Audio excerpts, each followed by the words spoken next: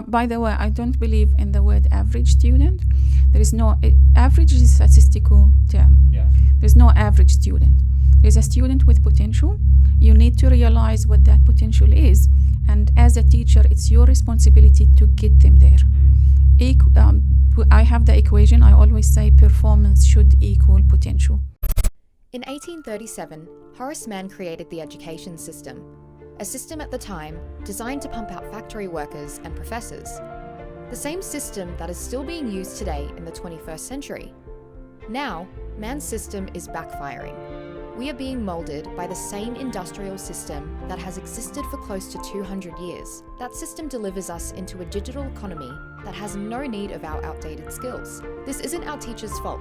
This isn't the government's fault. This is due to a rapidly changing world full of technology and unforeseen circumstances. And us Gen Zs are caught in the middle. Welcome to the Driven Young podcast, the podcast for stressed, overwhelmed young Australians, teaching you practical life skills you can implement now to set yourself up in life.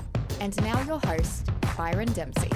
Welcome back to the Driven Young podcast, and today I am joined by an incredibly smart woman. Dr. Majeda Awawdeh, the founder of Global Education Academy, has completed a PhD degree in the University of New South Wales in Mathematics Education and Cognitive Load Theory. She also holds a Bachelor Degree in Mathematics and Computer Science, a Bachelor Degree in Education, and a Master's Degree with a high distinction in Mathematics Education. She is also the author of an incredible book which I personally highly recommend you read, called Who Cares About Math Anyway? Why Schools Are Failing to Teach, an Analytical Overview of the Education System. I read this and I learned so much in such a short amount of time. It's so cool to have someone like this come on the show who can back up so much of what I talk about with years of research, data, and statistics. I also love that she was a teacher and still is, because it helps get across my point that I have nothing against teachers. It's not the teacher's fault. It's not the school's fault. It is the education system as a whole which is failing to teach. If you agree with my beliefs about the school system, or maybe you want to find out more about the school system and why it's failing, this is a great episode for you. Today we cover her journey as a math teacher, her transition from Turkey to Australia and how different the education system is, why giving students a C or an average mark is pointless, what school is failing to teach us, why teachers are so important and why the standard for teaching is way too low, how people struggle to think for themselves, the importance of creativity, and so much more. For international listeners, keep in mind Australia, America, Canada, England, and a lot of other Western countries all have a very similar education system. A majority of what we talk about in this episode applies to those countries as well. Also, the word ATAR is a term we use in Australia and New South Wales to represent your final high school mark that will allow you to get into university. It's very, very simple. It's a score out of 100, so if you get a 99 ATAR, that is very good. If you get a 50 or anything below 50, it's considered pretty bad or quite average. And this mark will allow you to get into certain university degrees. As per usual, guys, make sure to DM me on Instagram if you enjoy this episode. Check out Majeda's website and her school if you're interested, and I highly recommend grabbing a copy of her book. Make sure you leave a rating or review on Apple Podcasts. That really helps me out and I appreciate it a lot. Join the Facebook group or feel free to help support myself and the show by buying me a coffee. All the links are in the show notes below. Now, over to Majeda. Majeda, welcome so much to the podcast. Thank you, Byron. I'm really excited about this conversation and to have you on. So we're going to get into, I guess, maths, the schooling system, different ways we learn and with our, how the brain works and all that sort of stuff. But before we get into that, I'd love to know a little bit about your story, who you are and what you did after high school and I guess everything in between and what you're currently up to with your company. Okay, where do I start from? You mentioned my favorite topics, by the way. I love talking about mathematics and why we should not hate it, but love it. So my background, I was a mathematics teacher many years ago. I still do teaching in a different context, but so I used to teach mathematics for high school level, year 11, 12, the highest level of extension maths. And I noticed that students, even if they can do the higher level of mathematics, they still struggle with the primary concepts. So I started searching for the why. Why are they struggling with the basic concepts in mathematics? So my research led me to primary level. This is where I found the roots of the problem. It's in primary schools, not in high schools usually. And I studied what's called realistic mathematics education, which is a theory that teaches mathematics in the Netherlands. it did show me that if we connect mathematics to real life and make it relevant, students understand it easily. But then I thought, but why? Why is this happening? Why, if mathematics is connected to real life, makes it easier? And should it not already be connected to real life? It should, but like otherwise, what's the point in learning exactly. But when when you learn fractions in primary school, they make you draw a circle and draw lines and cut it into 4, and they call it quarters, instead of let's share a pizza between 4 people. Yeah. So when you have 4 people, each one get 1 piece. So 1/4, because the 4 people are the denominator. Right? So that is the realistic mathematics education theory. But again, it didn't tell me why. So I started another journey, and I came across cognitive load theory. I did a PhD at University of New South Wales. It took me 3 years instead of 4, which was in a speed good little win. mode. Yeah. And that theory actually explains that how our brain is structured as a human being and what type of cognitive load we get when we learn new material. So if we are aware of that as educators, as teachers, as textbooks writers, we accommodate that in our methodology, in our material, and in our approach to how to teach. Once you can implement that, teaching is really simple. Learning becomes simple and people enjoy it. Whether they're young or adults, it's the same thing. It's the same theory.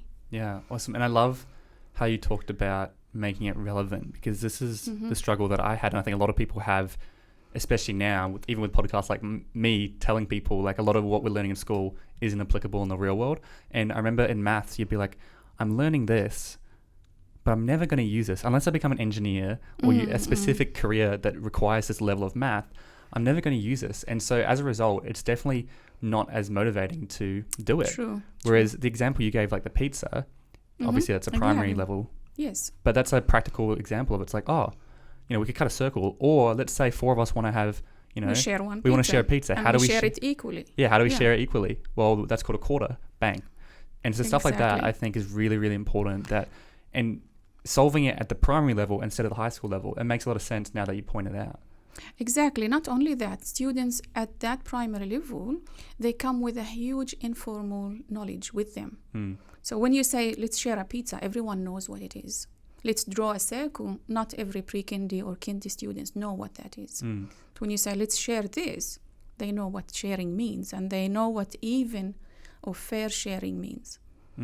So we use all that. We shouldn't just read it and not use it as educators and start from zero. And so what inspired you to do this? Like, why did you want to tackle this problem? Did you have kids of your own? Like, what were the issues you were seeing?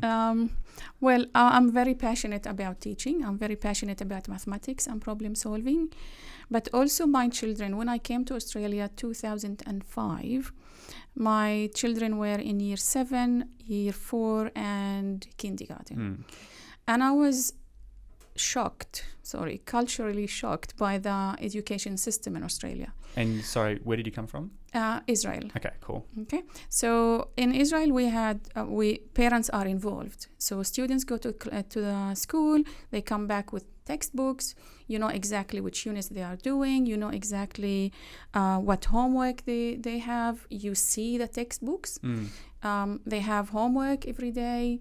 Not too much, but enough to make it relevant to still work on what they taught at school. So I felt, even though I was a teacher at high school, but my children were in primary school back in Israel, I felt involved. I knew everything. We could meet the teachers when we needed to meet them. There were reports that tells you percentages. When I came to Australia, it was a completely different story. Of course, my kids loved it because it was very relaxed. Because they got off into doing no homework. No exams, minimal homework. But also, I felt isolated. I felt, what's going on? I don't have textbooks. My children come back home with no textbooks. What did you do at school? Oh, we did this, we did that. They couldn't even explain what they did.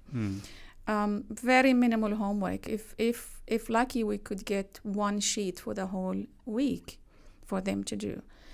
My my oldest child was in year 7, but what he learned here in year 7, he already learned it back home in year 5 or 4 even. So Wow. it was like 2 years behind in terms of mathematics and science. So they used to have their primary teachers. From year 2, there is specialized teacher.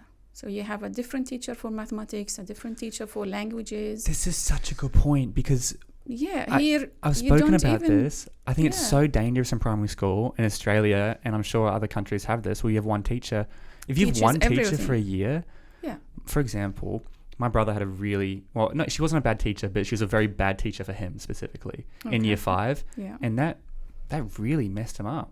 Like for it took him years to recover from that. He exactly. became a really bad student. He misbehaved. He carried those on, and obviously he's improved now. But like having one teacher is quite dangerous, I think. It is. And if you're lucky, you get a good teacher, and there are many of them, by the way. But if you're unlucky and you get a teacher who you don't connect with, Yeah. and that teacher maybe doesn't like mathematics, because there are teachers who do not like mathematics, so they teach more English. There are teachers who prefer to teach English, so they teach more English and ignore the mathematics. It happens all the time. So if you are unlucky and you get that type of teacher, your whole year, as you said, is gone. It's a long time. It is. While if they are specialized teachers, different subjects, if one is not that competent, let's say, then you still benefit from the others.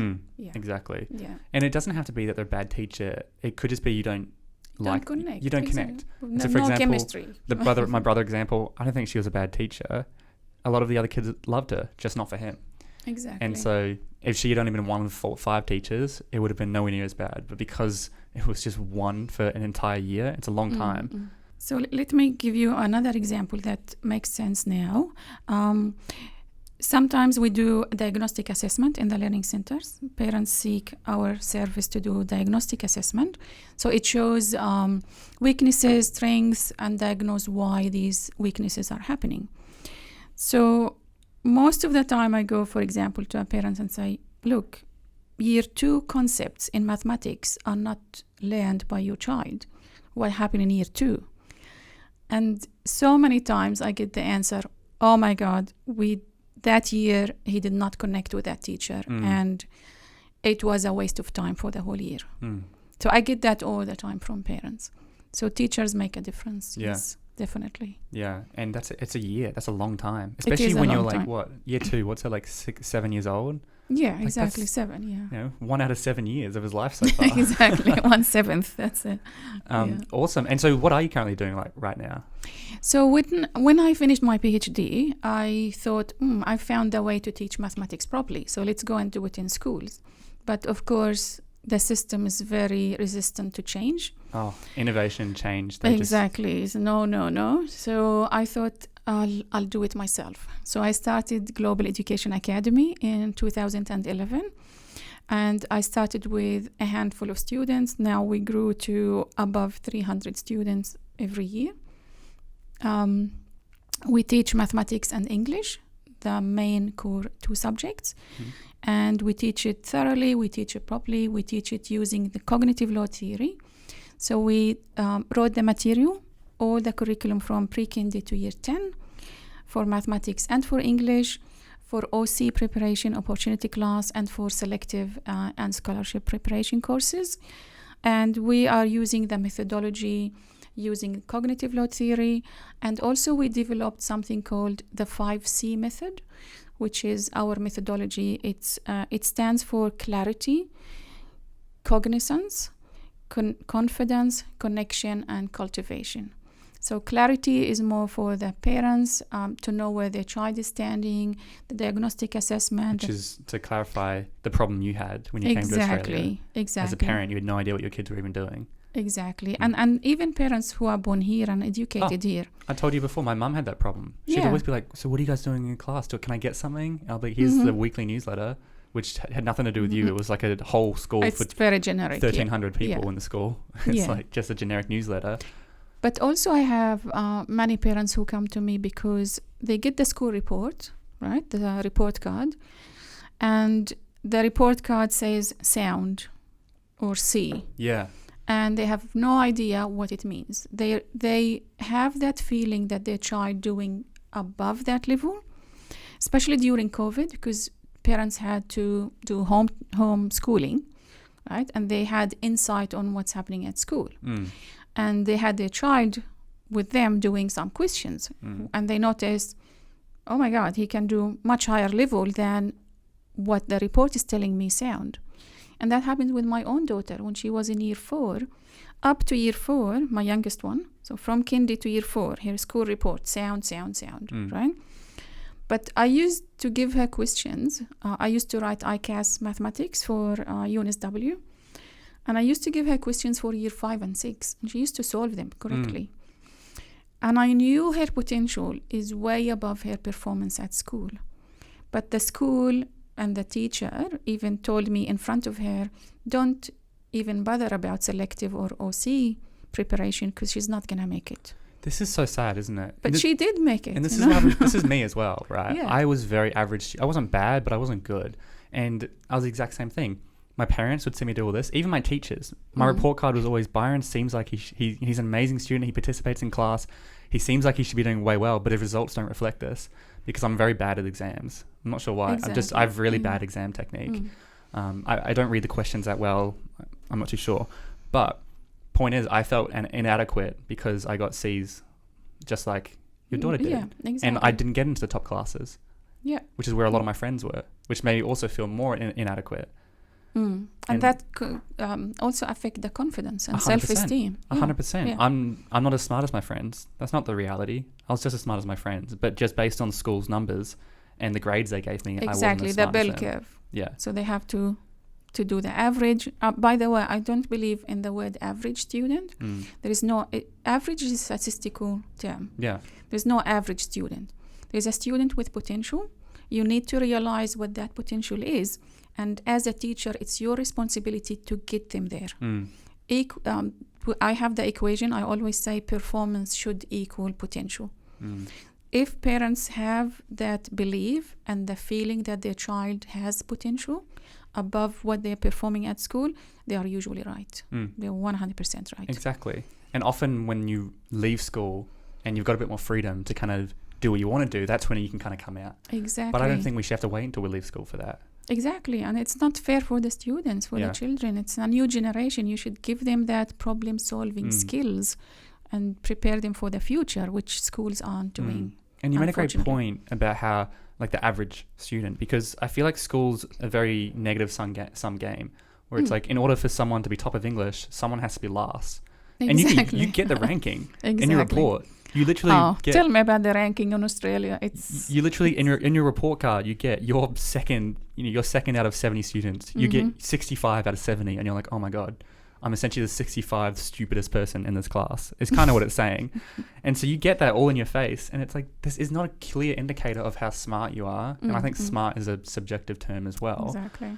But I think the whole system, as we mentioned, not the teacher's fault. The whole system needs a shake-up. Yeah, it needs a shake-up. And we need to get in at the government level. We need to get in deep at that level. You will read this in my book. I have I authored a book called Who Cares About Maths Anyway? Which is funny as a math teacher. Who cares about math anyway? Well, I wanted people to get, what's going on? I want to read it. Right? Yeah, clickbait. Yeah, it's a critical review of the education system in Australia. So, and it doesn't go from the singular level. It's a holistic thing. It's a government that should, without being biased to any party, should come together and say, it's 2021.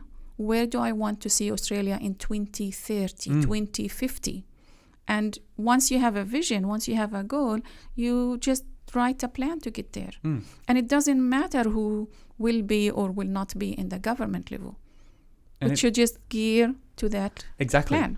And the problem is, obviously, in like the past 10, 20 years has really highlighted, I do understand how difficult it is to keep up with technology and everything changing so fast. Yes. But we're not saying, like, I do think schools need to update technology as well, but we need to change it at the fundamental level. Exactly. Like the building blocks, exactly. which are kind of irrelevant based on what's happening in the world.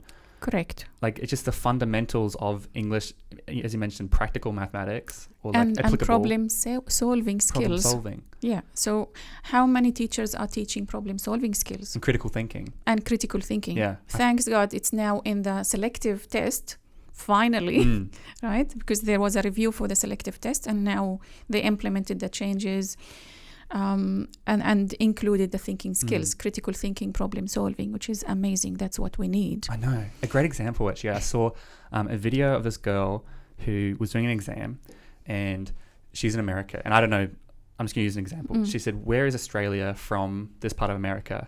And it was, is it southwest or is it east or something? And she went, well, it's both. And she wrote both. And she got a fail because no, it's actually southwest. And her argument was, yeah, but the world's round. I could go east if I wanted to get there as well. And I was like, well, she's actually not wrong. She was thinking very critically. She's going, thinking outside the box. Yeah, exactly. And but her answer was wrong. And she didn't get the marks for it, even though she was technically right. Yeah, but these type of exams are marked by computers, right? And they have a bubble for the correct answer. Yeah. No one looks at the answers. Yeah. And that's the sad reality behind exams these days. Yeah. But my point is, who is preparing and how can we prepare our new generation to the future, for the future? No one. Because it's, as you mentioned, it's changing so fast. We don't know where it's going. But we can actually prepare them to have that fundamental problem-solving skills. It's fun. Right? And I think they call them soft skills, don't they? Yes, which is kind of an odd name because it feels like it makes it less important, soft skills. But like leadership, communication, emotional intelligence, critical thinking, that sort of stuff, which is never going to be replaced by computers. Correct. Creativity, right? Exactly. So important. Like, it's also, as I just said, we need to kind of be teaching skills that aren't going to be replaced by computers because that's a real issue. Exactly. Especially in the next 20, 30 years. Who knows what's going to happen in 2021, let alone 2040, 2050. Yeah. Right? You hear stuff about Elon Musk talking about some of the technology they're working on and you're like, whoa, this is freaky. It's like a fiction movie. It is. Yeah. They say we're already cyborgs, like, because we got our phone and Apple Watches and stuff. Exactly. You know, if you have a problem, just Google it. Bang, you've solved the problem then. Exactly. But you need to have the skills to eliminate and filter these solutions. So that's a skill that no one is teaching these days. How do I tell if that piece of information is valuable or it's fake or it's something that it's irrelevant? Students don't know. Yeah, it's something I've seen because I've got quite a following on TikTok, and on that app, I notice people can't really think for themselves. And so in TikTok, the comments are a big part of the platform. So often you see a funny video, you click and you can see all the funny comments that go with it and the opinions. So if you see someone who puts out an opinionated video, you can go read all the opinions. And that shapes their opinion. And what I've noticed is if you see a negative comment come up on your video, I was like, I'm not going to delete comments. I just want people to have their own thoughts. The thing is, if you have a negative comment come up and people start liking that, people will watch a video and go, I don't know how I feel about this. They'll click the comment button and they'll see all these negative comments and they'll go, they're right. I do feel negative about this. Yeah. And so people struggle to form their own opinion unless they can see the opinions of others. And that's where it's like people just aren't thinking for themselves nowadays. And social media is making it harder and harder and harder. So we need to fight against social media. And it's going to get even worse because it's overtaking everything else. Right? But how can we avoid that? It's building that high self-esteem in students from early age. Don't wait until they are in high school because it's not going to work. Start from 5 years old, 6 years old. Build their confidence and get them engaged. This is how you build their ability to think by themselves and be independent learners. That's what we need. And critical thinkers. But it has to be early. It cannot wait for high school. Because, and I'm sure you would know about this, I think I saw a statistic, like the first 7 years of a child's life are when they kind of become who they are. Exactly. Mainly the first 5 years. First 5 years. Yes. Yeah. It's funny because I remember thinking when I was younger, it's like, who cares about the first 3 or 4 years of my life? Like, I don't remember any of that. That doesn't matter. You could have, I could have done whatever I want. That's what shaped your DNA. But that's the most important. Yes, exactly. Like, that's why my parents, she worked part-time for like 10 years when she had kids because she wanted to spend more time with us at an early age. That's amazing. Yeah, and I remember I said to her, I was like, I don't think that mattered too much. Like, I wouldn't mind if you weren't there. Well, that's what made you who you are. Exactly. Yeah. Yeah. Yeah. But we don't realize it because we don't remember it. Yeah. But it's what shaped us. Yeah. Awesome. And so what do you write about in this book? Obviously, we've kind of spoken about the education system and what changes we think need to be made. But I guess as someone who's listening to this, what can they try to take away? Should they start trying to learn critical thinking skills? How can they start, taking these steps to try and improve the way of thinking? Well, in my book, it's I talk about the education system as a holistic thing. So I start from the curriculum, who put the curriculum, ACARA, universities, teachers, all the stakeholders of the education system in Australia, including teacher quality. So I want to touch on this point, and I take teachers in very high regard in any country, right? They work hard and they follow instructions. The problem is not from the teachers. The problem is way above that. It's the whole system. So take an example of someone who gets an ATAR of 95, let's say. Are they going to become teachers? This is such a funny point. Anyone who listens, so I've used this example about 3 or 4 times on the show. So my mum used this exact point. She had a friend and her daughter got 95 ATAR. Exactly. And she went, I want to be a primary school teacher, which is a 70 ATAR at the time. And she went, why would you waste your ATAR on being a primary school teacher? See the word you used, waste. Exactly. And it's like, what do you mean waste? If she wants to be a primary school teacher, that means she's passionate. And the fact that she got a high ATAR and she's sacrificing that to be a primary school teacher probably tells you she's going to be the best primary school teacher. Yes, exactly. However, listen to the words you used. You used waste and sacrifice. Exactly. Because our society here looks at teachers at a lower level. I know. Being a teacher, first of all, financially, it's not the best. Second of all, it's not the most respected career or profession. Because you get, 10 weeks off holidays. Exactly. People love the holidays. I say with bunny ears because often teachers work during those holidays. Exactly. They do work during the holidays. And they work much more hours than we think they do. However, the highest level who get high ATAR, the majority of people who get high ATAR, they are not becoming teachers. So the ones who are becoming teachers are, in some universities, they ask for 51% ATAR. Some other universities, you don't need an ATAR. You can just wait until you are 21, mature age. You can be, if you want to be a teacher, you can be a teacher. I interviewed for my center. And I put that in the book. I put examples of interviews.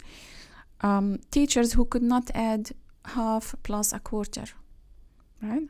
They couldn't add it. They don't know. Like 3/4? Yeah. So their answer was 1 + 1 is 2, 4 + 2 is 6. So their answer was 2/6, which is 1/3. And I said, how can you add two positive quantities, and get a smaller answer of one of them? Right. And they didn't know what I'm talking about. Wow. Okay, so then, because of that question, I went, how did you get a teaching degree? He was a teacher already, right? Primary. And he said, I entered university after I was 21 years old. Which is the Australian, right? So your ATAR actually... So his ATAR was 47. Wow. Right? And now he's at school. He's not in my center because I don't accept that level for teaching. But he's at school still now teaching primary school students. I'm not going to mention which school. The other thing is, like, I don't know what they teach in a teaching degree, but I think presentation skills and like the ability to hold a room and the ability to manage a class and be engaging is so important. It doesn't matter how good you know the content. If you're not actually good at teaching, like literal teaching, like... Yeah, I'll tell you what they teach, because I know what they teach. They teach the theories. Yes. Theories that are not put into practice. And that is so wrong. I have to say the word wrong. It's so wrong because when teachers go to the classroom, they're left alone. They don't know what to do. Yes, I studied this theory, but how do I implement that in my classroom? I don't have a textbook. Well, that's another problem in Australia. Teachers do not have textbooks to teach from. Since 2002, textbooks were not in schools because there is, and I touch on that in my book, because they wanted teachers to choose what to teach for different level in the same classroom. So imagine you are a teacher in a classroom. You have 28 students. You have at least will be 10 different levels in that class, ability-wise, right? And you have to go and source material. So let's talk about mathematics. Different 10 levels for that class without having resources. You have to source it out, right? This is the idea of the department. Being a teacher is such a hard work because of that problem. First, you don't have a textbook that you can rely on and say, okay, I'm going to use unit 1 to 10 from this book for this term, and that's it. Of course, you can supplement, but if you don't have that guide, you do have the curriculum, but the curriculum, if you look at it actually online, it's like a maze. It takes you from one link to the other in very big headings and terminology that is not practical even to use. Teach them mathematically. What does it mean? As a teacher, how do I teach mathematically? No one taught me that, right?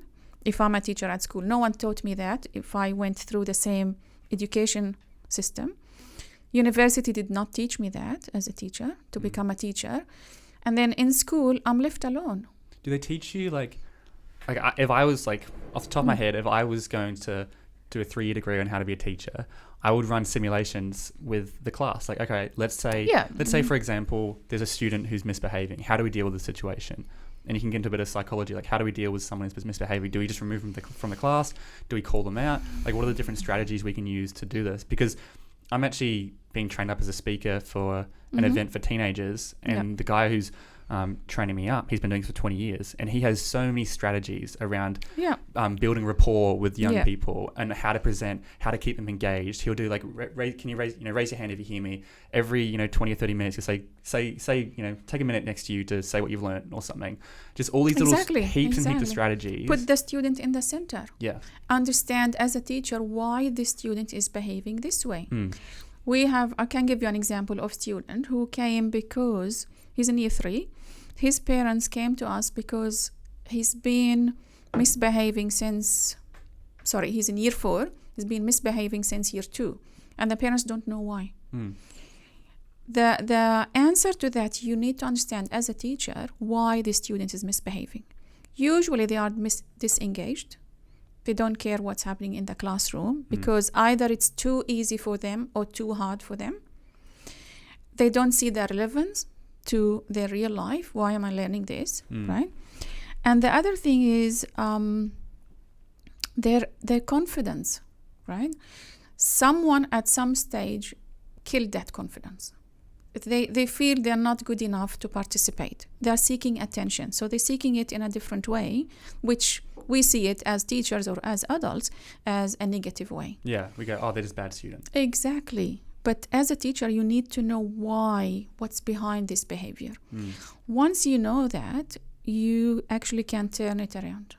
And you can make that misbehaving student the best student in the class. Yeah, because if it's too hard, give them some easier or do some one-on-one with them. If it's too easy, make them feel that they can do something. And he's mentioned what kills confidence. Getting a C, A, B, C, D, getting an E, getting an F, getting a bad grade definitely kills confidence. It's if I'm getting bad grades, I might as well just give up. Exactly. That's and why teachers put C and sound in the report? Because it's the safest one. Yeah. You don't upset anyone and you don't actually get it wrong. Yeah. Right? It's like we say you can't give a 7 out of 10 rating because 7's a very easy number. Everyone gives 7. Exactly. How's your day? Have you rate out of 7 out of 10? About a 7.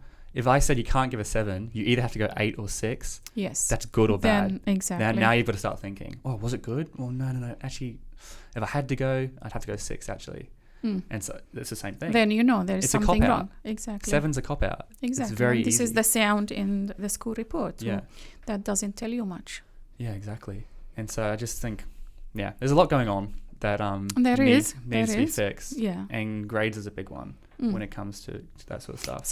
So what we do at Global Education Academy, the methodology, which is the 5C, I just want to mention that again, in the middle of that bridge from I don't know what's going on with my child, his or her potential is way higher or not equal to their performance, to the end, which is the outcome we want, which is independent learner enjoying their learning journey.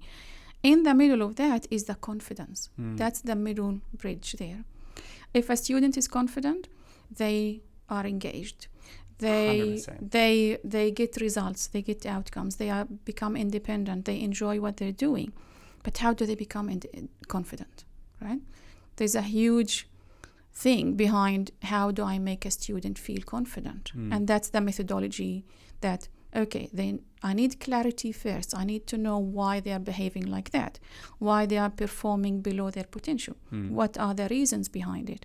And then build the cognizance, which is the mathematics, the English, the foundations, the problem-solving skills. Then they become confident and engaged. And it's everything's problem-solving, isn't it? We have our own problem-solving methodology, which is called UPSEL. So understand, plan, solve, learn, which we developed at Global Education Academy. But it's also based on the book How to Solve It by Pollier. Yeah, I've heard of it, yeah. So understand the problem.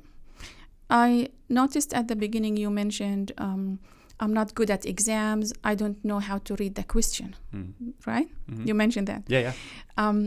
So that's the first thing you need to learn, how to read a question. So there is nothing called read a question. You have to be active reader. You have to have a pencil and underline keywords. That is how we teach it. So if you have a question that is like, let's say 2-3 lines in primary school, and you have keywords, these are the important data that is given in the question, and then at the end the question is asking you to do something, right? We call that the destination. You have to circle it. So your brain is actually directed to that destination. Let's say a question asking blah blah blah blah blah blah blah, find the area of this shape. So you circle the word area. Do you know how many students go and find perimeter instead? Really? Oh, yeah. Right. Not because they don't know how to find area, they just did not read that word, right? Or they read it without digesting it. Because the problem is you're under the pump. You're stressed. And that's the cognitive load I'm talking about. You've got 1.5 hours to complete this. You're stressed. You've got 3 exams later this week. Yes. You're worrying about all this stuff. You're sharpening your pencil, whatever it is. You're looking at all the other people who are doing it faster than you. Exactly. And so you're stressed. You're in this height. You've got to slow down. Yeah, because our brain does not function to its maximum under exam conditions because of the stress, because of the too much cognitive load, right? So if you are trained to do this, so understand the question. Take your time, understand the question. You don't have to be slow. You just need to be wise how to do it. Yeah. Right? So that's first stage. You get the information that is given. Sometimes there is redundant information you have to ignore, but you need to identify that. And that's the critical thinking. Identify it as redundant? As redundant. I don't need it. Why are they giving me the height of a fence if I need to find the area of I'm fencing, right? So you have to identify that. So you write redundant, right? And then you don't go and solve it straight away. You actually need to have a plan. And I always give this analogy. So let's say you want to go somewhere, right? So I came today to your studio, right? I needed the address. That's the first thing I needed. Not to know how to get here. I need the address, right? So that's my destination. You put that in the GPS. You're lucky this generation, you just put it in the GPS. Yeah, no maps. My generation, we used to look at the street directory, draw a map, and then decide how to get there, right? So first step, understand where you're going, right? Second step, draw a map, how to get there. So GPS give you few routes. So tolls or no tolls? Exactly. So they give you the routes. You choose one of them, right? Based on the information that is given. Then you decide, how do I get there now? It's near the train station and I can walk to the train station next to my place. I can get the train. Or maybe I can just hop in my car and drive there. Or maybe it's too close. I'll just bike or walk. So the vehicle is your solution. So you decide on the destination first, then the map, then the vehicle. How do I get there? While when we look at students, how they are taught at school, the first time they read a question, they see 3 numbers and then they panic. What do I do with them? What do I do with them, miss? Do I add them, multiply, or divide them? That's thinking vehicle first. What's instead the vehicle? of exactly. The vehicle is your operations in mathematics or equations on how to solve it. But then once you solved it, at school, what they do, next question, what we do at Global Education Academy, what did I learn from this? So that's your learning step. And this is a huge part of my life now. Every time I do something, I do a reflection. Exactly, reflection. I'll journal it. Exactly. I was never taught this. I had to figure this out all on my own. If I do a presentation, I quickly shoot a video, record myself. What worked, what didn't. Exactly. Get it while it's fresh in my brain. Exactly. So that's how the 4th step, which is the building the schemas. So I know it's a mathematical term. It comes from a Greek word that means map or shape, right? So once you understand, plan, solve, learn means you are building a schema in your brain, how to get there again. And you're solidifying it. Exactly. And how do I get there again? Now I learned the schema, how to find the area of this shape, right? What did I learn here? I built something in my brain. Next time I see similar question, I'm going to do it faster. I'm going to do it in a more automated way because I learned something from this question.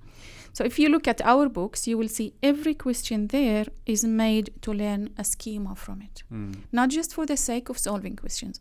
You can download from the internet unlimited amount of questions, right? Whether it's reading comprehension or mathematics or whatever. That's what exams are. Exams are solving questions, not learning. Exactly. And that's why we memorize all these all these different stuff, all these essays and stuff. I never memorized any formula in mathematics. We did memorize essays at our school. We would memorize essays and just adapt them. They would train us to put a battery on your pen so it felt heavier and just go out and just write essays. Wow. And then until you had that core essay memorized, then you would go in and just slightly adapt it to the question. Wow. I think it's changed in the past few years. But it was literally still, memorizing, dumping it out, and then forgetting everything as soon as the exam was over. Exactly. You're never actually learning anything. Yeah, and that's what is missing from our education system. No one is ticking the boxes for learning. The system is ticking boxes for teaching, and they are 2 completely different things. So teachers think I taught, but who's thinking, did my students actually learn what I taught them? Have you heard of format? 4 MAT, the number 4. Yes. Like the learning, it's a learning type. So the structure is the thing similar to yours. Anything you want to learn, you go, what? So what are we learning? Perfect. Why are we learning it? Good. Motivation. Then we actually go into implementing, and then we go like now. What are the next immediate steps we can take to do it now? Oh, excellent. And so you go what, why, how, now. I think it splits up, and then within that there's 2 sections, one for the left part of the brain and one for the right part of the brain. So it gets quite detailed. Okay. And this was developed in the 1980s by a primary school teacher, and it's been used for the past 30-40 years. Okay. So it's scientifically proven and everything, and it's just a really simple, easy to use structure that people it's been created to target all the different learning styles, different learning types, and how people think with their brain. Sort of thing. I don't know it in detail. I just know that it's like what, why, how, now. Well, the sad part is there are many theories out there, but who's implementing them? Schools are not. Unfortunately, tutoring centers are becoming more factory, like worksheet factory, instead of I need to teach in a better way than the school. So they're just becoming money-making factory, worksheets factory. School outside of the school. Exactly. And numbers games, like I have 20 students, I'll make more money than if I have 10 students in a class. And the thing is, it's very easy to automate that, which means you can scale it, which means there's more money. And so that's the problem. Yes, exactly. Someone like you're much more tailored to the experience, which means you can't take on as many students. Exactly. Which so means it's our group's maximum 8 students in a class. There you go. With a specialized teachers who are actually teachers, but on top of their qualifications, we provide training on cognitive load theory and the methodology. There is a system where parents can log in and get immediate feedback whenever they need to sit with a teacher. There's an opportunity for that. There is a head teacher who sit with them. Every week there is a quiz that tells them, did they actually understand what they learned last week? Every week 9 we have an assessment, detailed assessment that the parents get to see. The students get feedback on every mistake they made. And they get a revision at the end of the term. So they have like a whole rounded thing instead of learn 1, 2, 3, forget about it, and then 5, 6, 7. Gosh. So we make it relevant. That's the most important thing. Yeah. But the power is also in the textbooks. So as I mentioned, the textbooks are written based on cognitive load theory, mapped to the Australian curriculum, but they go home with the students. And that's really important to get parents involved and transparency between us and the parents. They need to know what their children are learning. Yeah. And that's their right. They want to help. We work as a team, not we work in one side and the parents on another side, and we teach this strategy that parents don't know this strategy, so they go to teach them something else. Because that's what's happening at school. Parents come to us and say, I did not learn it this way, I learned it that way, and when I teach my child, they get upset because I'm confusing them because they're not learning it at school. That is so but common. I don't know what they're learning at school. That's the thing. That is so common. I think especially with math. Yeah. Because there's lots of different ways you can do it. Exactly. And the students get confused because the teachers are teaching in one way. The parents learned it differently. Even here in Australia, before 2002 was completely different curriculum, and they learned differently. And keep in mind, when were our parents in high school? Like 1980, 1990? Yeah. How much has the world changed since then? How much has... Changed from last week. Yeah. It's crazy. It is crazy. Of course, it might be new formulas. There's probably lots of different new ways, easier ways to do what they learned. And so we're being taught these ways. And yeah, I think that's so important. Like what you just said about how parents have a portal they can log into and ask questions and stuff. It's like, my school didn't have that. Why would it not have that? Exactly. I didn't even think about that. Yeah. It just makes logical sense. Exactly. I think if you were to build a school like you have in the mindset of an entrepreneur or as like a business as opposed to the way it is, you get so much more innovation, so much more creativity. Yes. And innovation doesn't have to be technology only. No, right? Innovation so is... people think of innovation, I need to the highest and the latest technology. Yeah. It's not. It's actually... It's changing the mindset of a student. That's innovation. You innovate the way you teach. Exactly. Taking an average student and what the school called average and make them top performance because they can do it, but they need the support to know how to do it. It's interesting because I've mentioned before, I did economics. And so year 11 and year 12, I did economics. And year 11, I loved it. Super fascinated. I had the same teacher for both. It would go in for class, we'd start reading something, and then I'd ask her a question, and then someone else would bounce off that, and we'd have this conversation, we'd figure out what's going on. The dynamics, see? Great, I learnt heaps. I think something happened in her life, because in year 12, it just fell off. Every class, we'd walk in, open up the textbook, and economic textbooks are so dry. You'd open it up, and we'd just read off them, or read off a sheet and highlight points. I learnt nothing that year, and it was like really, depressing for me. So the teacher changed the way he teaches, or different teacher? No, same teacher, but she just, instead of being engaging and stuff, like bouncing ideas and stuff, she just went to the textbook and just started highlighting. And we weren't really learning. We were just like reading and highlighting points. Yeah. It could be just because the HSC is very close and we want to tick the points for the curriculum. But that's not how I learn. And the other example I use is, say you're doing like World War II or something. Instead of sitting down, highlighting, or taking notes and stuff, you could split up the class into 10 people are Germany, exactly. 3 people are exactly. Anzacs, 5 people are this, and then you go, all right. It's so much fun. Yeah, it's 1943 or 1939. It's April 11th. Germany's about to do this. What do you guys do to react? Oh, well, America in this situation, they fought, they went here. Wow. Let's put two of it. I don't know. I'm just making stuff up. Any class, any topic can be made fun and engaging. Like if you come to our centers, it's not one whiteboard in the class, in the classroom. There are 3. Because students are all the time at the whiteboards writing things, not just sitting passively and the teacher is talking at them. Yeah. Because that's not the way people learn. My biology teacher, who I mentioned, is amazing. So she actually created her own portable whiteboards for the class. Nice. And so you'd sit in groups of 2. So 2 people got one each.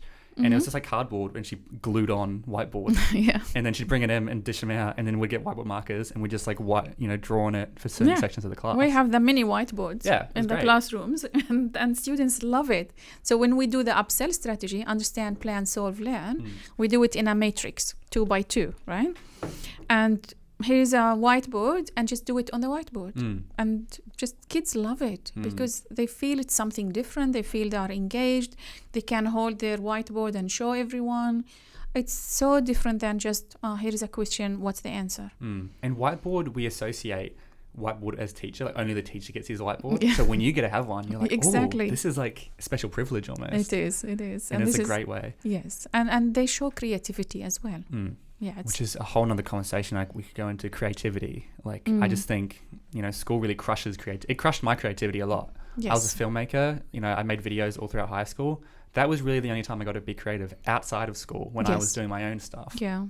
Creative writing in Australia is such a low priority, I found. Like, so in an English Australian exam, you've got your multiple choice, short answer, then you got your essays. And then they always, the way we learned was save your creative writing for last, because you can just make something up real quick. Yes. It's like, why is that the least important thing? In my opinion, it should be the most important. I think creative writing is the most important thing. Exactly. And many teachers think you cannot teach it. You actually can teach it. It's very easy to teach. Yeah. Yeah. You can go into like the hero's journey. You can go into how to tell a story, like frameworks and stuff. Yeah. It makes me smile because we created a holiday course called Become an Author. And it's 5-day course. So students come and work in a workshop setting. At the end of the 5th day, they go home with a book. So they make a book by themselves. It's a small booklet, of course, but it makes them feel, oh my God, I can be an author. It doesn't matter how good or bad that is, but let that creativity come out. They do illustrations, they do like blurb about themselves, the author and the photo. I think I did this in primary school. So in primary school, I grew up in New Zealand actually. Okay. So I can't speak on Australian primary school. And look, my primary school was amazing. We did stuff like that. And we did books. And in our spare time, me and my friends would draw our own comics and we created characters and stuff. Yeah. And once again, that was in spare time. But like, that's when I look back at my life, that's the stuff that was fun. And I look back, the memories I have were like always creative stuff, always doing cool stuff like that. Yeah, and students love it. I believe every child has that creativity in them, their passion to learn. No one is born not wanting to learn. We make them hate mathematics. We make them hate school. We make them hate English. But they are born with that love and passion. Well, as I said to you before, I was really bad at math, but the few times that I actually understood the formulas, understand what I was doing, I just zone in. I was just going, I had so much fun. Yeah. But it was so few and far between. Like if that was me all the time with math, I think I really would have enjoyed it. We have so many examples of students who come to us because the parents bring them actually because they hate mathematics and they hate school or they hate doing homework. But the main ones I take personal interest in are the ones who hate mathematics. Because I'm a mathematician and I love mathematics. So we change that mindset. Now, when we go behind the reason why they hate mathematics, usually because they're not good at it, right? Yeah. Why would you enjoy something that you're not good at? Exactly. No one enjoys anything that they're not good at, right? You have to become good at it to start liking it. Once you are more competent and once you perfect it, you fell in love with it. So the first thing you need to do is to eliminate that barrier between them and mathematics, let's say. So I make a challenge. I put it on my door. So in each office, in each center, I have an office. And my door, if you look at my door, it's full of students' challenges. So with the name and how much do you love mathematics. So they rate it. So first time they come, they give me 0 out of 10. I hate mathematics, so I love it 0 out of 10. We have a 10-week challenge. By the end of the 10th week, that grade goes from 0 to 8, 9, and sometimes 10. Yeah, wow. And the magic for that is to make them realize that they are good at something at the beginning. Even just very simple questions. See, you can solve it. Wow, It's this funny is you say important. this, because a whole section we do at this 2-day event for teenagers, I mentioned, is we talk about references. And Exactly. that if you want to be confident and be good at something, like as you mentioned, build references throughout your life. So a reference is, oh, I solved that. Exactly. I can do the next one. Oh, I solved that. Exactly. That's a new reference. Last week I taught twins in year 5. I taught them the 17 times table in 3 minutes. 17 times table. The 17 times I table. would have no idea how that works. And, they went home. They told their parents, we learned the 17 times table in 3 minutes. Since that day, they were like, wow, we love coming here. We love mathematics. They changed their own mindset, the whole mindset altogether. So you only need to break the barrier, make them feel that they are good at something at the beginning, and then everything falls into place. Because that was a reference. Exactly. They start doing those and they go, oh my gosh, I can do the 17 times table. Exactly. That's a massive reference. Imagine going to school telling their friends, I can do the 17 times table. Yeah. Now they have the confidence. Exactly. Yeah. And the growth mindset. If you can learn that, you can learn many more things. That's a whole other tangent, Exactly. growth mindset. Like, Yes. I believe the way we're conditioned in society is to think after school, after university, that's when we stop learning. We've learned for we're 23, we graduate university, that's it. We're done with learning. Exactly. That's Finished. not it at all. You're never done with learning. And all the schoolies, when they burn the books. Yeah. Right? Like, it's symbolic, but it's like... symbolic, exactly. But where did it come from? Because we think that was a painful journey. I want to get rid of it. Finished. Yeah. If you love school and loved everything you learn, would you be burning the books? Of course not. No. I it's still have negative. some books from high school. Yeah. You'd save them and show your kids them for 20 years or something. Exactly. Yeah. No, also, this has been an amazing conversation. Thank you. I've had a lot of fun. And I'm really excited to read your book, by the way. Yeah, it's really good book, not because it's mine, but it's very simple, very concise, and simple English. I love simple language as well. It's funny because I saw a study done how Donald Trump was able to win a lot. He speaks at a second grade level. They say he speaks at a second grade level, which is why so many people... He connected with that level. Exactly. And I think I saw a video that compared Russell Brand, who speaks very articulately. He uses a lot of big words, and Donald Trump, and they were showing the difference between the two. And it was very, very fascinating. But yeah, it's really important if you can especially cover a difficult topic with simple English. Exactly. That's a very difficult thing to do. But that's another side of cognitive load theory. You have to simplify it. The simpler things look, the more work behind the scenes have been done. Exactly. Oh, that's so true. Like a comedian, I think, is a perfect example. Yes. They'll go up on stage for half an hour and they'll look like they've just made everything up. Exactly. That's like years. A year of preparation. Yeah, Jerry Seinfeld, it said it takes him 3 minutes. No, to create 3 minutes, it takes him 3 months or something. I believe that. 3 months of preparation for 90 definitely. seconds. I can't remember what it was, but it was something crazy thing. It's like, yes. Yeah. in order for him to create a 45-minute comedy sketch, it's a year and a half worth of work. Perfect. When I submitted my thesis at the end of my PhD, my supervisor, I was very anxious because it was just below the limit, the word limit. Oh, yeah. It was a bit short. And my supervisor said, it's not by the kilo, Majeda, don't worry. He said, it's simple, it's readable, anyone can understand it, that's what you want. Less is more. Exactly. I think Abraham Lincoln said, I wanted to write you a short letter, but I didn't have time, so I wrote you a long one. That's a perfect example as well. Yeah, it's like, that's because writing a short letter, getting your message across in less detail. Exactly. Is so difficult to do, but it's so important. But yeah, that's why I'm keen to read it. I don't know if you've seen the Great American School System. Yes. Yeah, so I was going to start reading that, but this is an Australian one, so I might skip and go to this one instead. Read the Australian first. Yeah. But thank you so much for coming on the podcast. You're welcome. Thank you. I enjoyed this. Many things that I actually needed to talk about. Yeah, great. Thank you.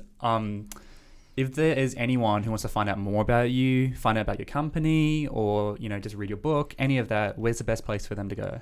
Well, I think the best place is our website. It's globaleducationacademy.com.au.